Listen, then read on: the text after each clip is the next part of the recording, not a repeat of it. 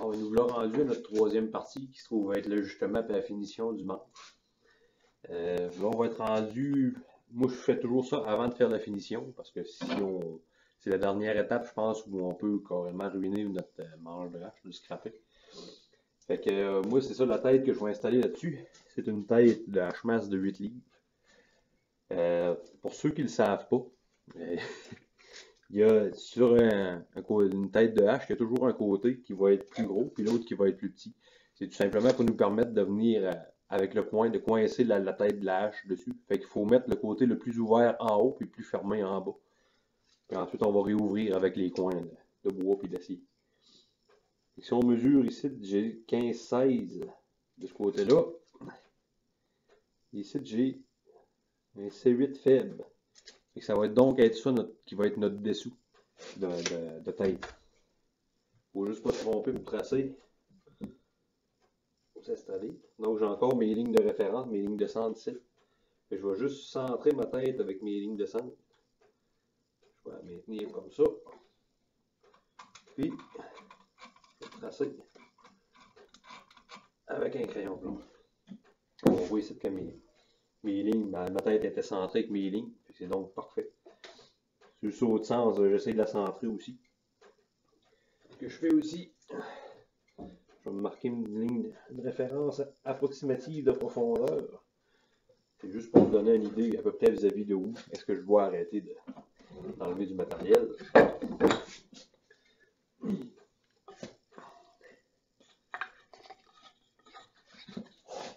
En passant, si je mets toujours des blocs de bois mou dans mon étau, c'est juste pour faire en sorte que je ne marque pas mon manche avec mes mâchoires d'étau. Je prends du bois mou parce que le bois mou ne marquera pas mon bois franc finalement. C'est pas plus compliqué que ça.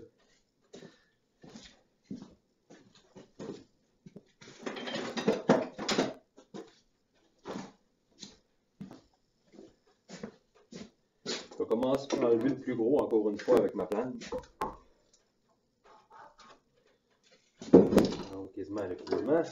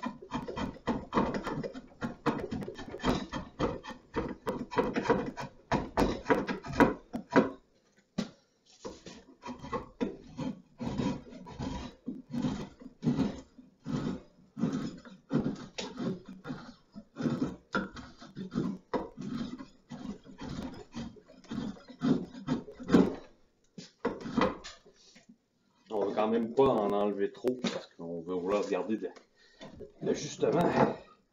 C'est plus facile de revenir et d'en enlever que de recommencer son manche parce qu'on en a trop enlevé justement.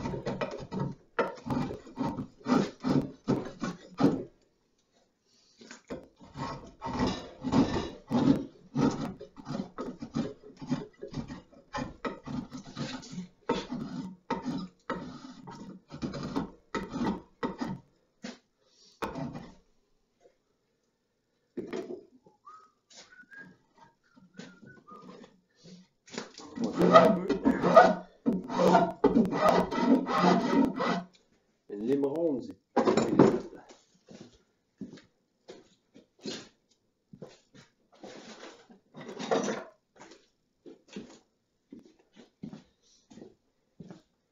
une grosse robe comme celle-là peut accélérer le travail assez efficacement. Oui. Ça va tout être une question de faire assez égal.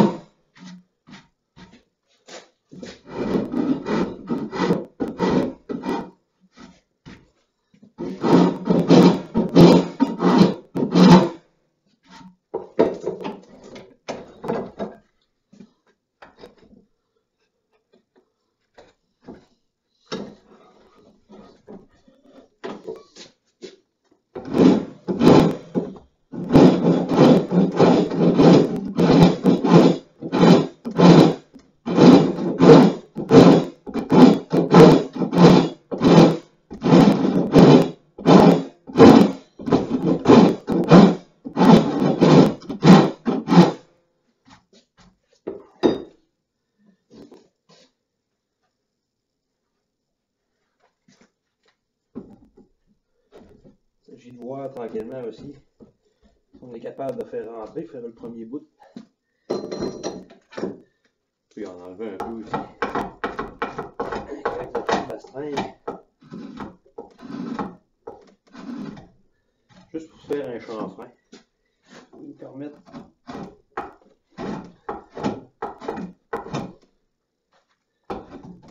d'insérer notre tête.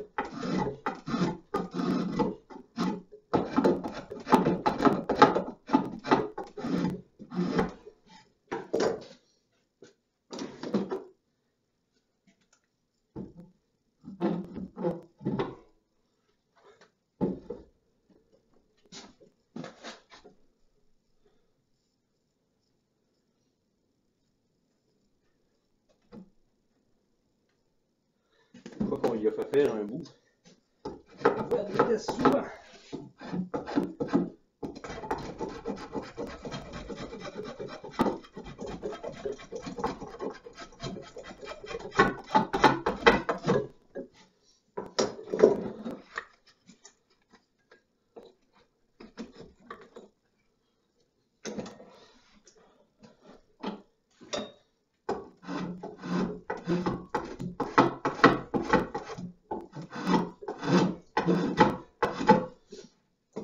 Le but là est vraiment juste, dans la première étape, juste de la faire rentrer assez loin qu'elle se tienne. Une fois qu'elle va se tenir, on va pouvoir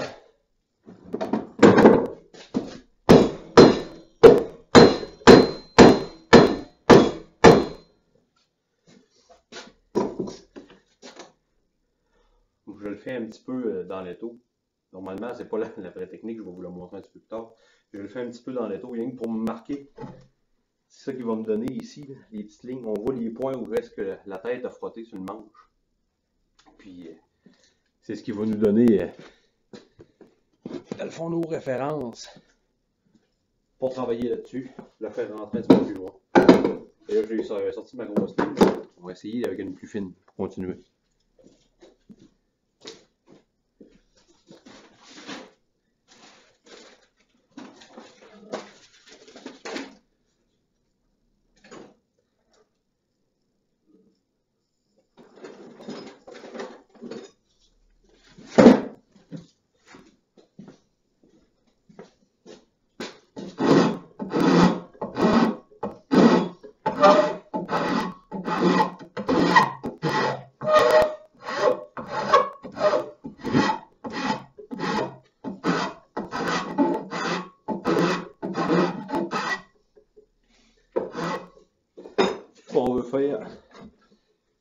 descendre un peu notre restant, essayer d'égaliser et de rapprocher de notre ligne.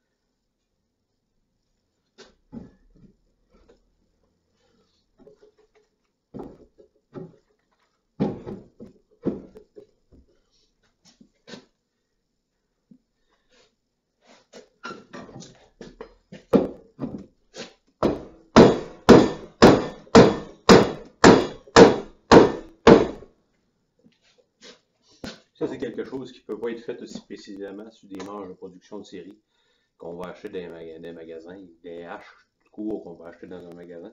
Parce que nous autres, on va vraiment prendre le temps de fitter avec chaque tête.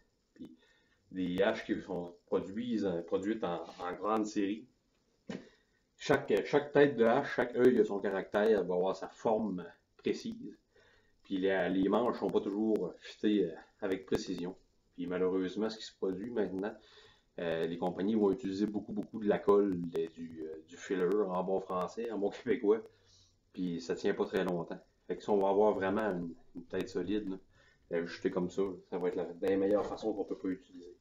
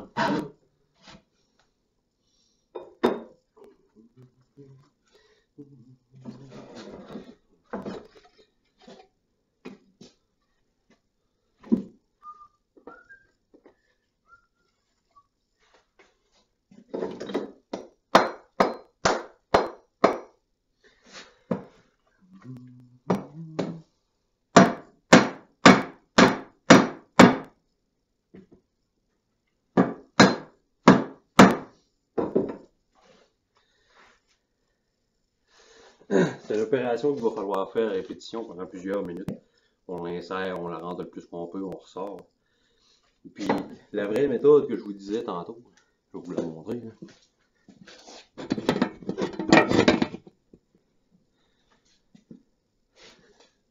On va juste prendre notre tête, et on va venir frapper sur le sol avec notre manche.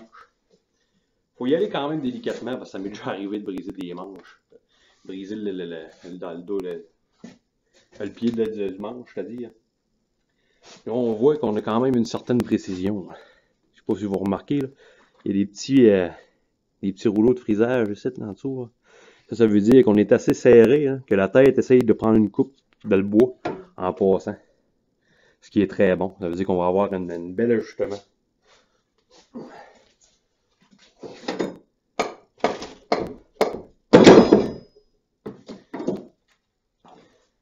Alors plus ça va, plus on va progresser. On va juste encore une fois enlever du matériel ici, jusqu'à temps qu'on vienne pogner notre spot qui est noirci ici. Puis tout le tour, puis ça va nous permettre de continuer encore un bout de plus loin. Donc je termine ça, puis je vous retrouve au moment de scier la saignée.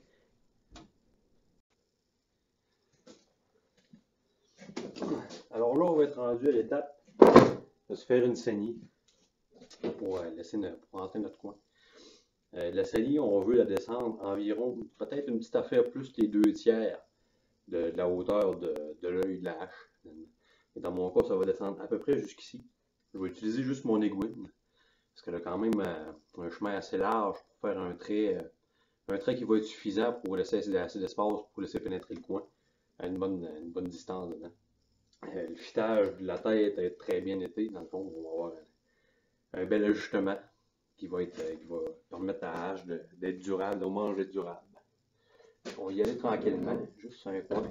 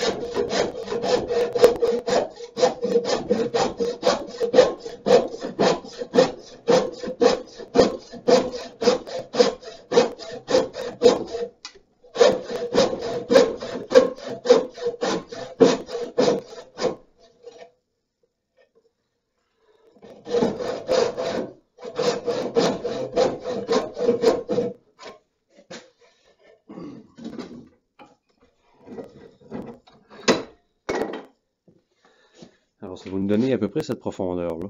Une saignée de coupe qui va être de la largeur, une largeur idéale pour permettre au coin de rentrer dans le manche sans avoir trop de difficulté à se frayer un chemin. Donc, on va installer ça. Puis, après ça, il va rester avec la finition.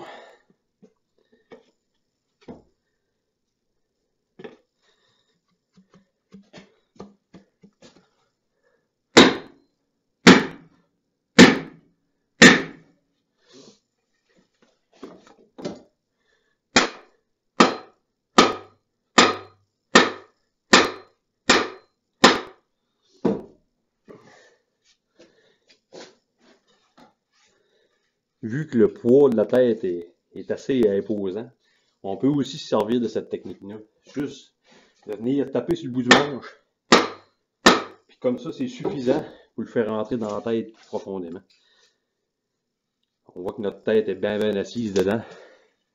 On voit encore les frisous en dessous qui nous indiquent qu'on est vraiment serré dessus. Fait que c'est parfait comme ça. On va rester à le pointer.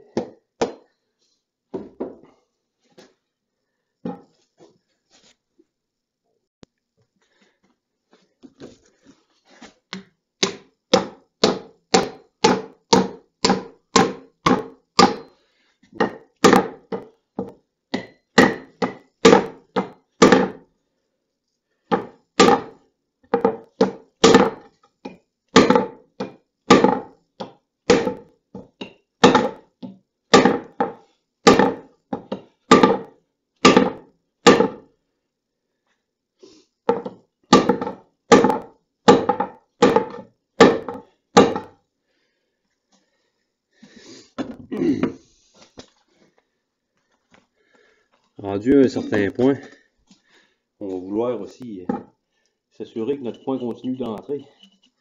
Juste regarder, on va juste faire une barre. Continuer de le taper quelques secondes.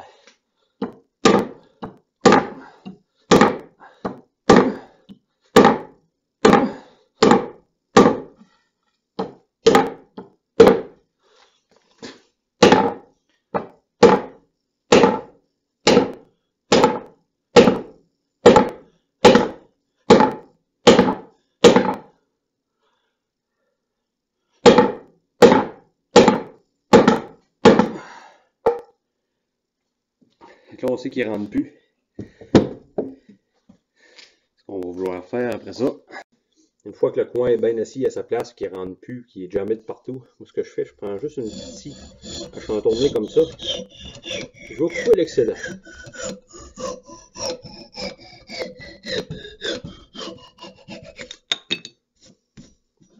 Si le manche dépasse encore juste un petit peu la tête, c'est quand même parfait.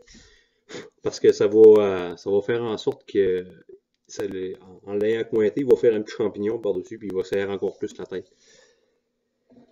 Donc, pour finir, on va utiliser un coin comme celui-là, puis on va s'en servir pour finir de barrer notre manche en place. Pour celui-là, par contre, j'aimerais avoir un marteau. Un petit peu plus costaud qu'un marteau de caoutchouc.